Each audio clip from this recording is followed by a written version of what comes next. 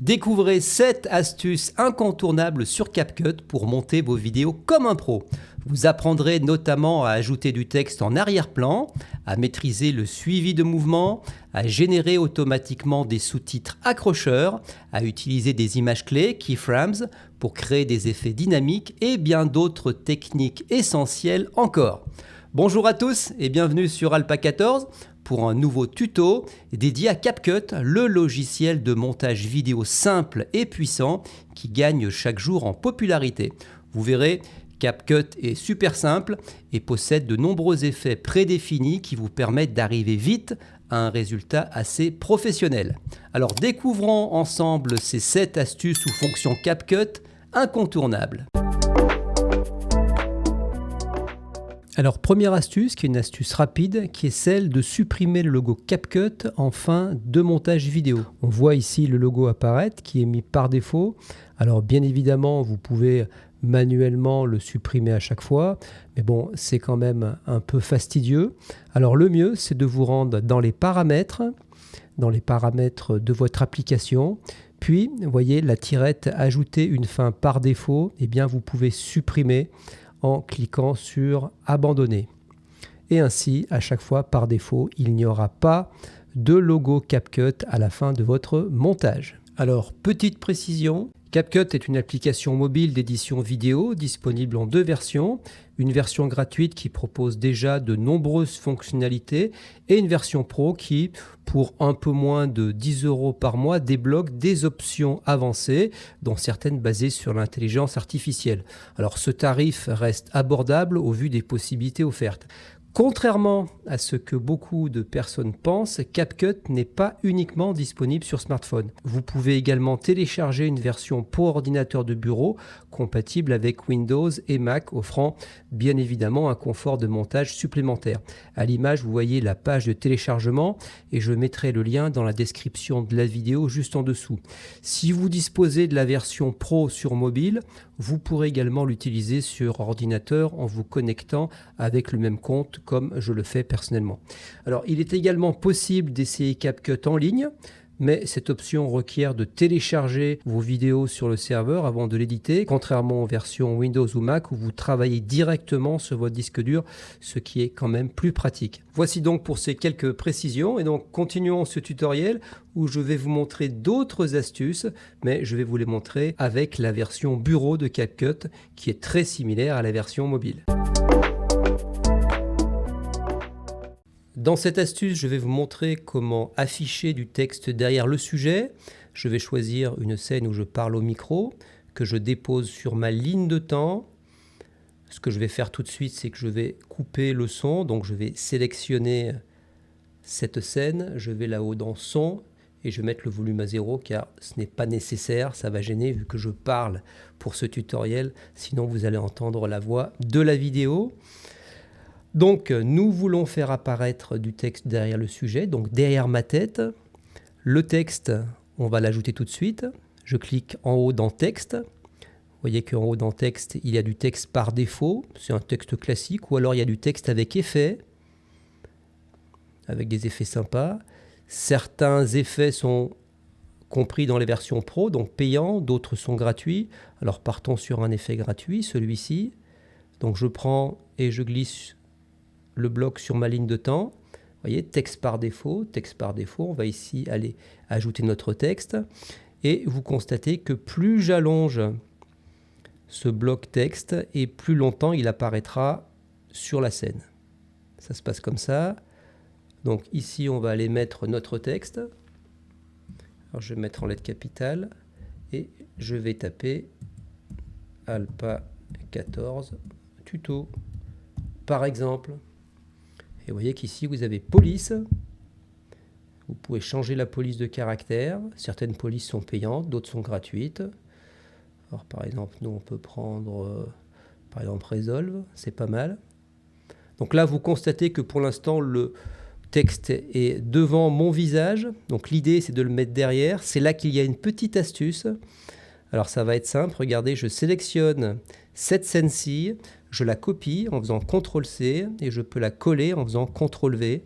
Vous voyez maintenant que j'ai exactement 2 fois la scène et je vais les mettre précisément les unes sur les autres de manière qu'elles débutent en même temps et qu'elles finissent en même temps. Donc là, on ne le voit absolument pas vu qu'elles sont, on va dire, empilées les unes sur les autres. Et alors l'idée, je vais vous expliquer, c'est donc de mettre mon texte entre les deux, ici, comme ceci. Et donc cette couche du dessus, je vais utiliser la fonction de découpe de la personne. Ainsi, quand on verra l'image, on aura cette première scène qui sera découpée et on verra le fond de la deuxième scène. Alors cette fonction de découpe automatique est accessible avec la version Pro que je possède. Donc je vais vous montrer. Je choisis cette scène-ci, je vais dans Supprimer l'arrière-plan et je clique, je coche Suppression automatique. Donc vous voyez, traitement en cours, donc ça prend quand même quelques minutes. Je vais donc accélérer un peu l'image afin de ne pas vous faire trop patienter. On y est presque. Voilà qui est fait, la découpe automatique a été faite et donc là, on a maintenant l'impression que le texte qui est ici, regardez, passe derrière moi. Alors je vais vous montrer, si je sélectionne cette scène-ci et que je la déplace, vous voyez, sur cette scène je suis découpé et donc quand elle est superposée à l'autre, on conserve le fond et on a l'impression que le texte est derrière moi. Alors ce texte, je peux bien évidemment lui donner la taille que je veux. Et ce qui est sympa, c'est par exemple d'ajouter une petite animation. Donc j'ai sélectionné le texte, je vais dans Animation ici, et là j'ai toutes sortes d'animations, des animations gratuites, mais également des animations en version pro. Alors par exemple, vous voyez, si je prends cette animation-ci, hop, je clique dessus, et là on a le temps d'apparition de l'animation. Vous voyez, si je me mets au début, ça donne ça. Ouais, c'est sympa. Et de même, je peux mettre également une animation en sortie. Alors par exemple, l'animation en sortie, si je mets par exemple celle-ci, hop, regardez ce que ça donne.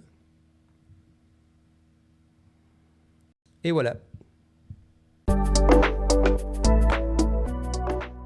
Une autre fonction super intéressante sur CapCut, vous allez voir qui se fait vraiment en un clic, c'est la fonction qui se nomme division de scène. Alors je vous montre, imaginez que là, regardez, j'ai un petit film avec plusieurs scènes, plusieurs plans de Paris, vous voyez, avec des changements de vue, changement de lieu, donc différents plans, différentes scènes. Et si par exemple pour l'éditer, je souhaite redécouper à chaque scène eh bien, ce petit film, j'ai dans CapCut une fonction qui me le permet. Alors je vais zoomer un tout petit peu comme ceci et je me mets donc sur ma piste, je fais un clic droit et je choisis division de scène. Et vous allez voir qu'en quelques secondes, le temps que le calcul se fasse jusqu'à 100%, eh bien CapCut va redécouper à chaque changement de plan, va redécouper chaque partie de cette vidéo. Donc c'est vraiment quelque chose de pratique. Je vais accélérer un peu. Voilà qui est fait. Vous constatez que désormais, toutes les scènes eh bien, sont coupées au changement de plan. Donc maintenant, je peux facilement éditer. Vous voyez, cette scène de la Tour Eiffel, je peux la prendre et la mettre après cette autre scène ici, de la pyramide du Louvre, etc., etc. Je peux également raccourcir la scène, etc., etc. Et ça me permet aussi, par exemple, de placer des transitions qui sont assez riches avec CapCut, vous allez voir. Donc toutes les transitions sympas, par exemple cette transition-ci. Voilà, celle-ci par exemple, vous voyez, je la prends, hop, je peux appliquer à tout. Et vous voyez que maintenant, à chaque changement, une transition est déclenchée. Et ça, c'est grâce au fait que j'ai pu séparer, j'ai pu diviser mon film en différentes scènes. Une autre option sympa qu'offre CapCut, c'est la suivi de mouvement. C'est-à-dire qu'un objet habituellement figé dans l'image va pouvoir suivre un des mouvements de l'image. Par exemple, ici dans notre cas, vous voyez que j'ai une petite scène, j'ai importé une petite scène sur ma ligne de temps où vous voyez qu'il y a un mouvement qui est le mouvement de ma main. Eh bien, je vais insérer un sticker, un petit logo qui habituellement serait incrusté immobile, inerte. Eh bien là, il va suivre le mouvement de mon doigt. Alors je clique sur Stickers. Je vais choisir celui-ci par exemple. Je vais le mettre ici. Je vais l'allonger de la longueur de ma scène. Je vais le réduire un peu. Je vais le placer par exemple ici, comme cela. Alors vous voyez que dans Stickers, l'option Suivi apparaît. C'est une option de la version Pro. Et je clique sur Suivi de mouvement. Mise à l'échelle, je vais le désactiver ainsi que distance. Je trouve que ça marche mieux. Direction dans les deux sens. Et vous voyez ce petit carré va dire à CapCut quelle est la partie, quel est le mouvement à suivre pour pouvoir ensuite y connecter le logo Subscribe. Voilà, donc ça on peut l'allonger un peu si on veut. Hop, voilà, pour prendre un peu mieux ma main. Je pense que là ça va être bien. Et je clique sur Démarrer. Donc là CapCut va calculer la trajectoire, le mouvement de ma main pour y connecter au mieux ce logo. Donc c'est une série de calculs. Donc ça prend quelques secondes. Je vais accélérer un peu. Voilà qui est fait, qui est terminé. Donc maintenant on va pouvoir voir le résultat. Alors je clique, je vais me remettre en début de scène et je vais cliquer. Voilà. Vous voyez ? Le suivi de Subscribe par rapport à mon doigt est parfait. Sympa. Astuce suivante à connaître avec CapCut, c'est le placement des images clés. Alors les images clés, ou keyframes en anglais, ce sont des repères que l'on va placer sur la ligne de temps, et entre ces deux repères, un effet va s'opérer. Ça peut être un effet de changement de couleur, un effet d'augmentation ou de baisse du volume, ou alors peut-être un zoom par exemple. Alors ce procédé d'image clé ou keyframe va se retrouver dans tous les logiciels de montage vidéo comme Adobe Premiere ou autres. Donc regardons dans CapCut comment cela fonctionne. J'ai placé sur ma ligne de temps une scène et sur cette ligne de temps je vais placer deux images clés, deux keyframes entre lesquels un effet va être déclenché. Ça va être un effet de zoom dans l'image. Alors regardez, imaginons que je veuille que cet effet soit déclenché à partir d'ici. Donc je vais aller dans Transformer. Et vous voyez qu'au bout de mise à l'échelle, eh bien, j'ai un petit losange qui va me permettre de marquer la piste d'une image clé. Alors regardez, pour l'instant on est à 100%. Donc je clique sur le petit losange. Vous constatez que la première image clé a été ajoutée et la deuxième image clé, on va la mettre par ici et vous allez voir que je vais zoomer, je vais me mettre à peu près là et dès que je vais relâcher mon clic de souris, hop, vous voyez que l'image clé a été automatiquement ajoutée et donc entre ces deux images clés, un effet de zoom va se déclencher mais de manière progressive.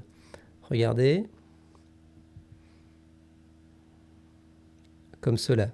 À noter que si je rapproche les deux images clés, le zoom va toujours être progressif, mais va être bien sûr plus rapide. Regardez. Voilà. De même que si j'écarte, le zoom va être beaucoup plus lent. Alors à noter que une fois la deuxième image clé passée, eh bien cet effet de zoom continue.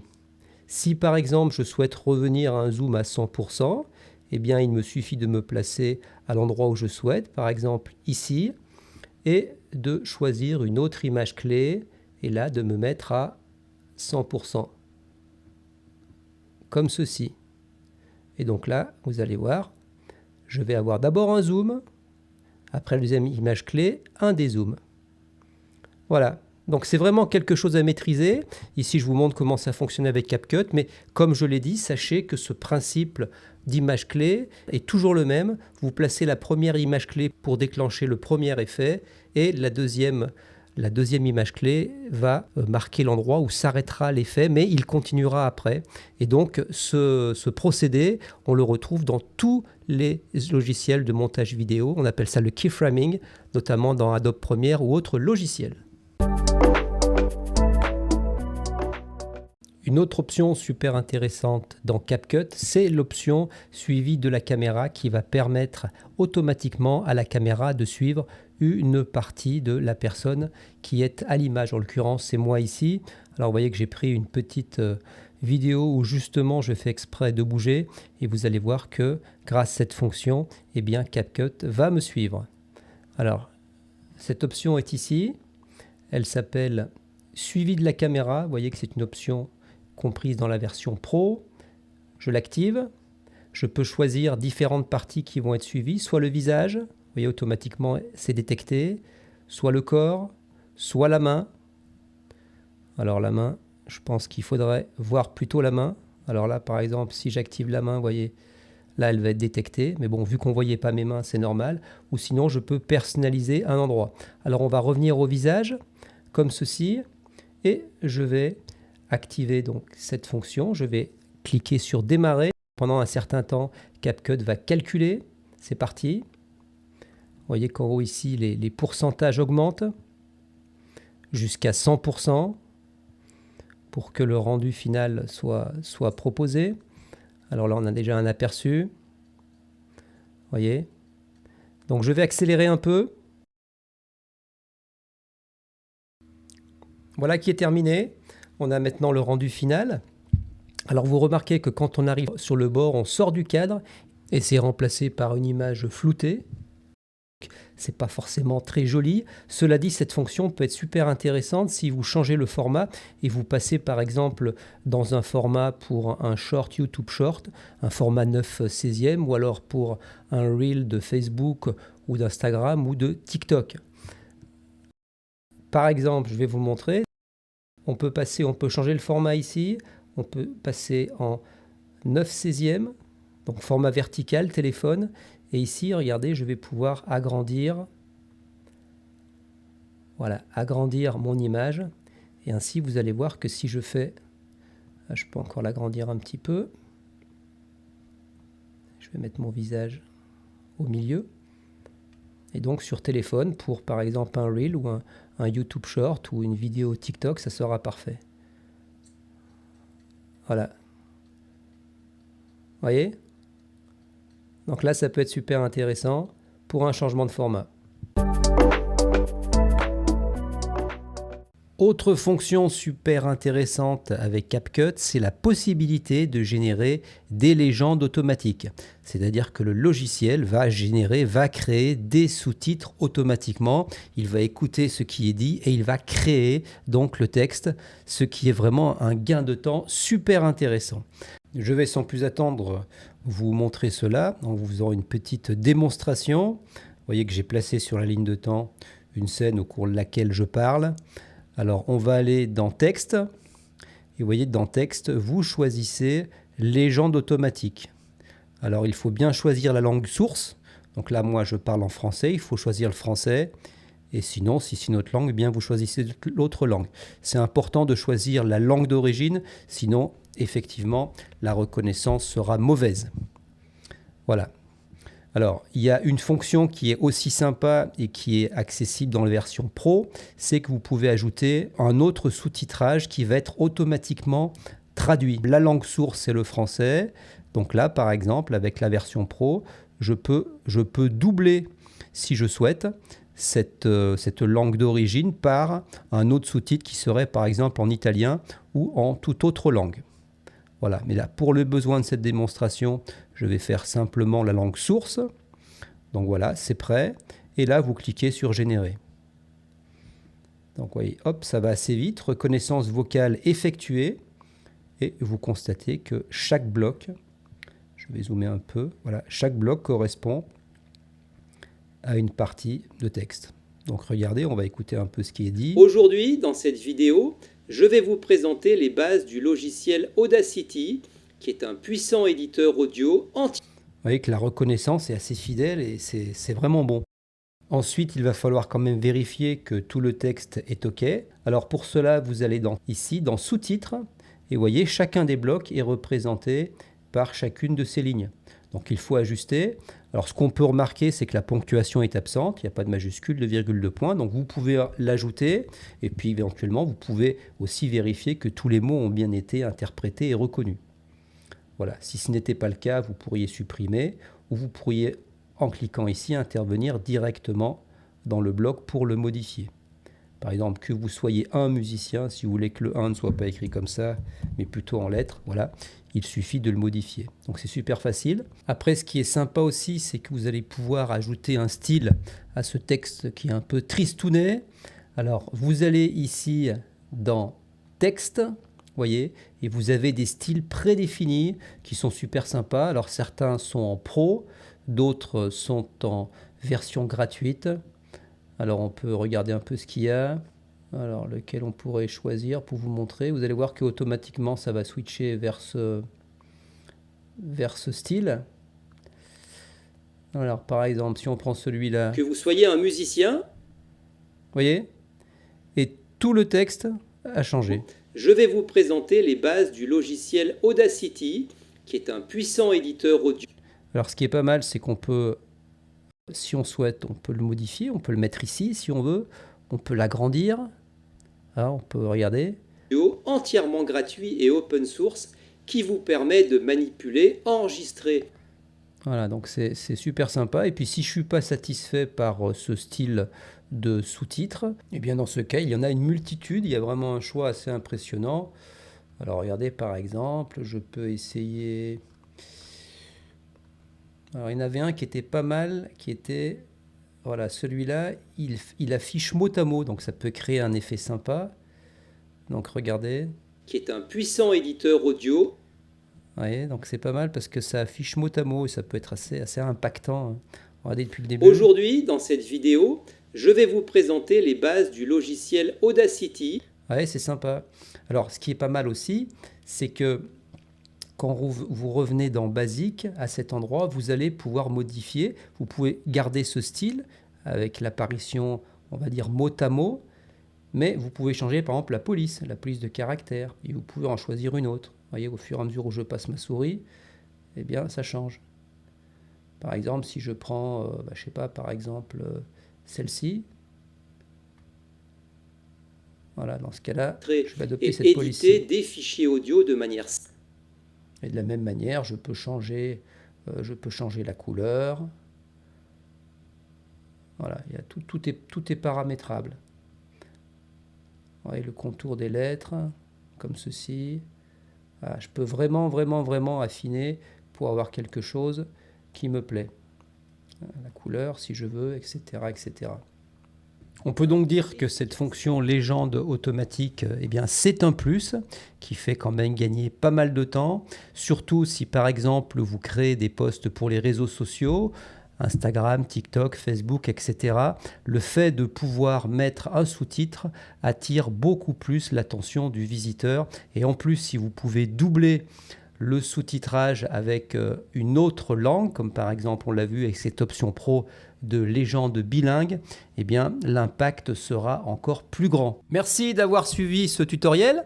Avec donc ces 7 astuces incontournables, vous avez désormais tout ce qu'il vous faut pour exploiter pleinement CapCut et réaliser des montages de qualité professionnelle. Continuez également à expérimenter et à explorer toutes ces nouvelles fonctions, et il y en a bien d'autres. Ce sera donc tout pour aujourd'hui. Pensez à liker la vidéo. Si vous l'avez aimé, abonnez-vous également à Alpa14 et activez la cloche pour être averti lorsque je mets en ligne un nouveau tutoriel.